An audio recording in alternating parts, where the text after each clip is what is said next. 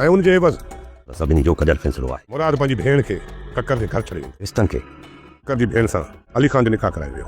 थोरो मुंहुं जो न हू भले पाबंद न हुजनि खून भाउ जे मुल्ह में तोड़ो ईंदो आहे। जो ढेर पढ़ाए छॾी थो त हिन घर में ॿीहर मुंहिंजे लाश खे बि न मोकिलियो वञे। अस्सलाम वालेकुम हाज़रीन ऐं नाज़रीन, ड्रामा सीरियल दुलाम जी अपडेट तव्हां सां शेयर कंदा हलूं। दोस्तो हाणे ककर इन इंतज़ार में आहे त हाणे सुभाणे मां वेंदुसि गुलपरी खे वठी ईंदुसि ऐं उनजो पीउ हिन खां पुछंदो आहे छा गुलपरी तोखे ॾींदा या धोखो कंदा।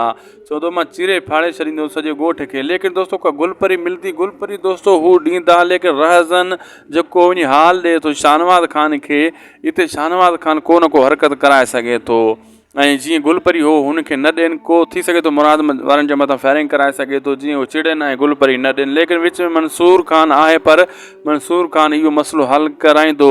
हाणे अॻिते छा थींदो दोस्तो, ककर ऐं रहज़न इहो फ़ाइदो सोचियो आहे त छोकिरी उहे ओॾे घर कोन कंदी, हू मंसूर ख़ान जे इश्क में गिरफ़्तार आहे। मंसूर ख़ान ऐं जेको आहे मुराद वारा पाण में पिया विढ़ंदा इन मसइले ते ऐं हिक ॿिए खां परे पटिजी वेंदा। मंसूर ख़ान इन्हनि जी भर न खणंदो, पोइ असां हिननि खे मारण में देरी न कंदासीं, हिननि खे दुप करण में देरी न कंदासीं जीअं हिननि जी ताक़त घटि थिए।